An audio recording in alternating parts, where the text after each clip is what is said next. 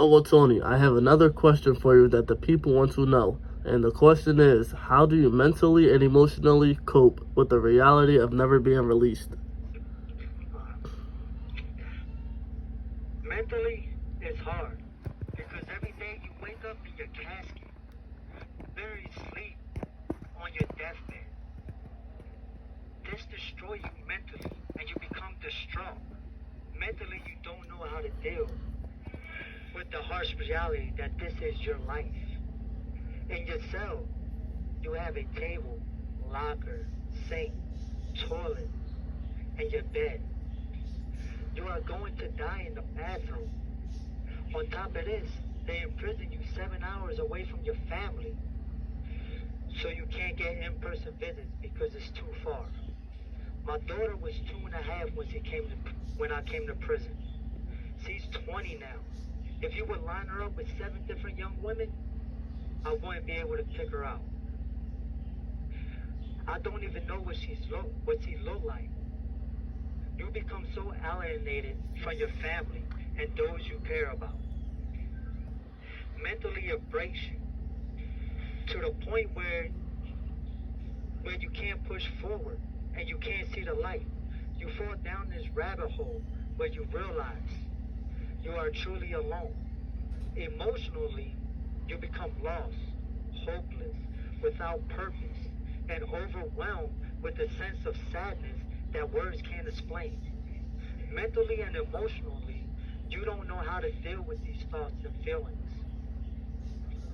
You become trapped in your thoughts and in your emotions. Nothing you do or try helps.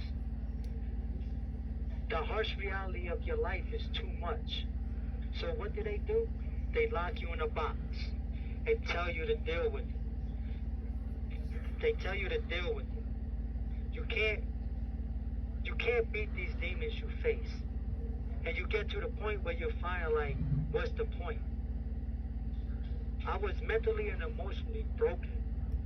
I couldn't deal with, nor did I know how to cope with the harsh reality of never being released from prison. I fell into such darkness that I became suicidal. I was in and out of the psych observation cell on 24-hour watch. I had to do mandatory therapy sessions with the psychology department here at the prison. I learned how to cope with my reality. In order to do this, I had to adjust to my new life. Through many therapy sessions, I learned the tools to deal with this harsh reality. Until this day, I still speak with the psych. I journal. I speak to these young kids telling them how they don't want to be like me or in my situation. That having a homicide on your record is not cool. That it's not thorough. It doesn't make you thorough. Hoping I could reach somebody that I can be an example and have them look at me and say, I don't want to be like Anthony.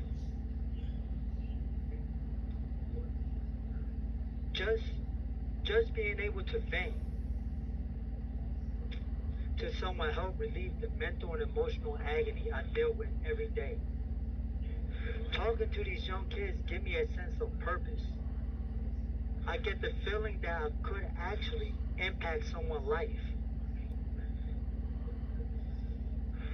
I also write essays about topics that I feel passionate about. And I try to stay busy as much as I can so I don't become trapped mentally and emotionally.